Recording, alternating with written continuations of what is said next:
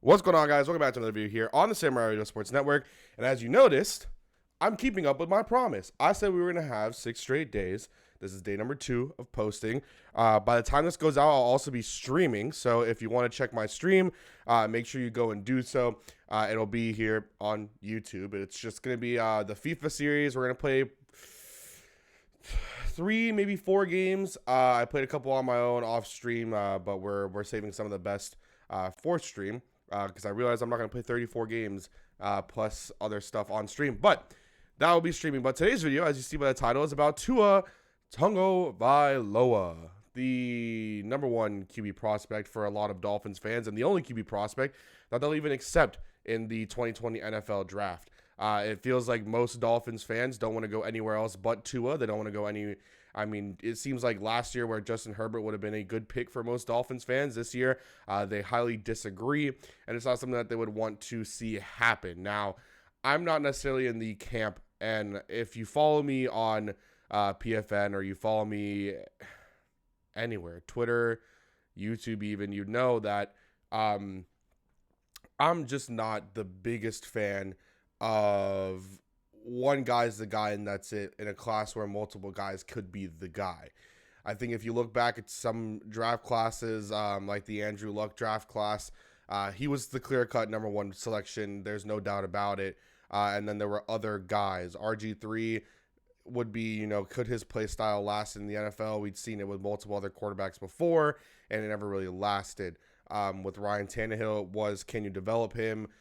He's a QB that transitioned to wide receiver, that transitioned back into a QB, and only had 2 years of starting experience at Texas A&M after being a wide receiver. So it was always these classes when there's the clear-cut number 1 guy, and then there's the other ones. Right now, and I say this only because, and this is what I truly feel. Truthfully, it's what I feel is that if Tua wasn't injured, right? Then, or if he didn't injure his hip, because the ankles have been an injury problem, and if you say that those haven't been a concern or a problem, then you're just so far down the rabbit hole in love with Tua that you can't just kind of see past it, right? It's just Tua is amazing, and then the injuries is like, well, I don't know what these are. What the hell are you showing me? These don't exist. And if he did not get injured, I've written this down. I've said it. I full-heartedly believe it.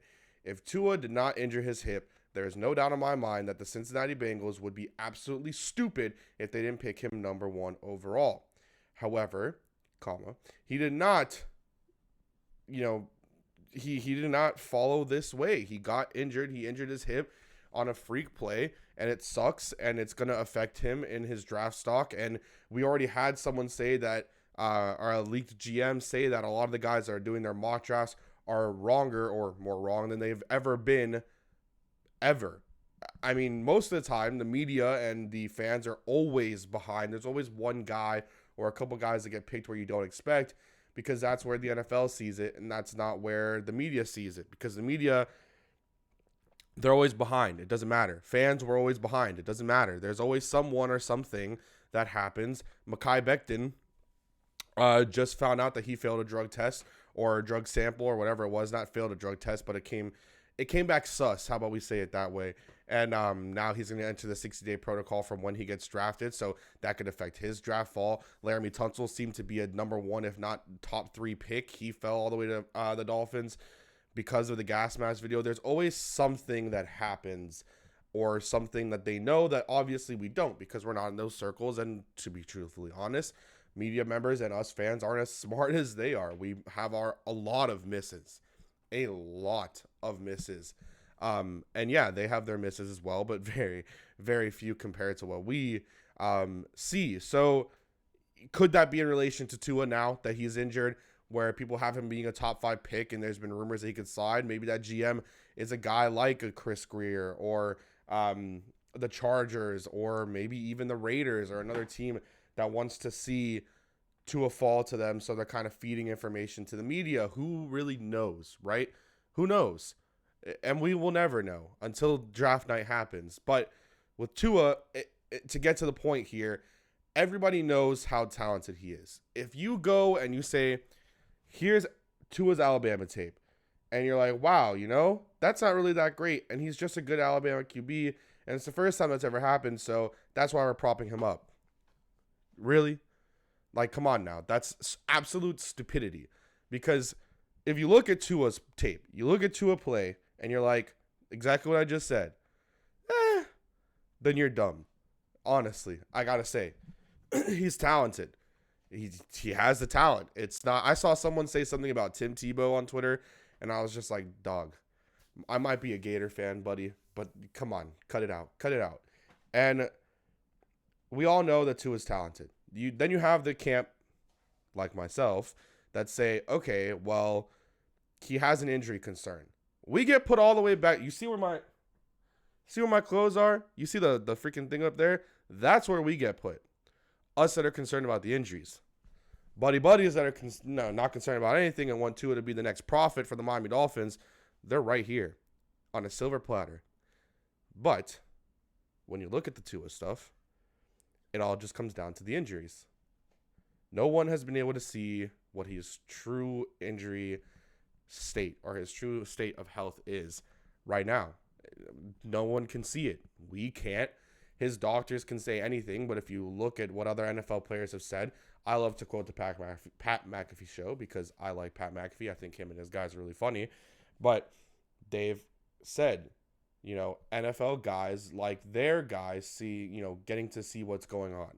So they want their guys to know what's happening, not hear what everyone else is saying or what his doctors are saying. His doctors could be completely right, and he could be healthy, good to go, no matter, nothing's going to happen ever again. But they want their guys to see it. And that's just what it is. They want their guys to take a look, and they want their guys to see how Tua is going to be. My consensus on all of this, with all my ranting and all my talking, and of course my voice being a little deeper, because I can't lie to you. I woke up like 30 minutes ago, and it's 3 o'clock, 2:14. Wow. Quarantine life is it's something. It is something.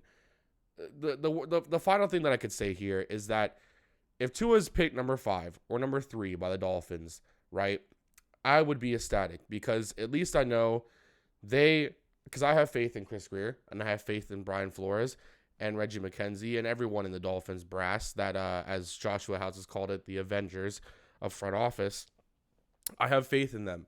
And if they believe that Tua is the guy, despite injuries, despite everything like that, all right, bro, I'm on board. I am on board. I'm buying his jersey after I buy my laptop, and then we're good to go. And I will support it 100%, and I will continue to support him until he gives me a reason to not support him.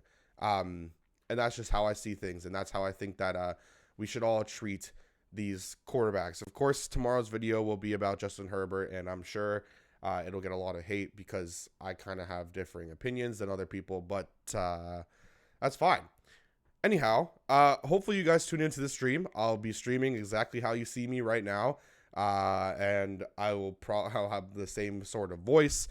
So I'll have the mic a little bit closer to my mouth. And it'll be fun. It's going to be a lot of fun. So once this video goes live, you'll see me on stream, or I'll already be streaming. So please make sure you go and check it out. It's just my YouTube channel. I'll be streaming on there. And once again, it's going to be FIFA, but I think it's going to be fun. I think you guys are going to enjoy it a lot. So thank you guys so much for watching. I'll see you guys next time. And as always, peace.